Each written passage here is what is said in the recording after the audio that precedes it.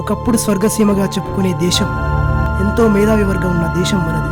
చదువుకున్న యువత కూడా అనాగరికంగా వ్యవహరిస్తూ నిర్లక్ష్య ధోరణితో మన దేశాన్ని ఇలా మురికివాడలాగా తయారు చేశారు.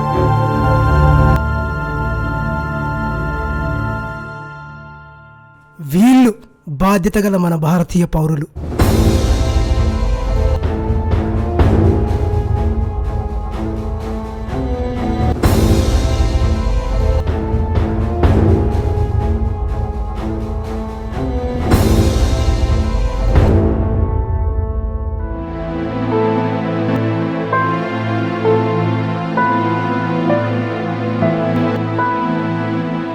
విద్యార్థులు సాంకేతిక పరిజ్ఞానాన్ని వాడినంత కూడా అంకిత జ్ఞానాన్ని వాడలేకపోతున్నారు.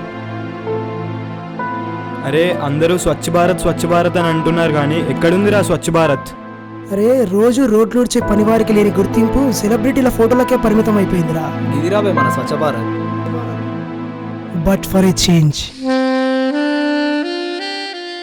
స్వచ్ఛ భారత్ను నిర్మించే లక్ష్యంతో యువత అంతా ఇలా కలిసికట్టుగా ప్రణాళికతో ఏకతాటిపై ముందుకు నడుస్తూ సత్యంగా ఆలోచిస్తూ దేశాన్ని స్వచ్ఛంగా మార్చే ప్రయత్నంలో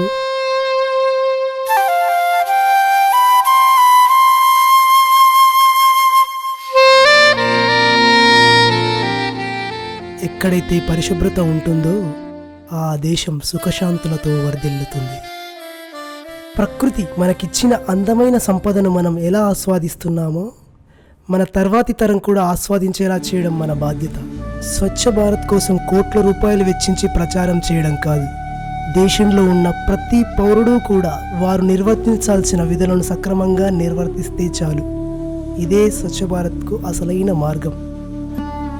ఈ సందేశం ప్రతి ఒక్కరికి చేరుతుందని ఆశిస్తూ ఒక భారతీయ పౌరుడిగా నేను చేస్తున్న చిన్ని ప్రయత్నం.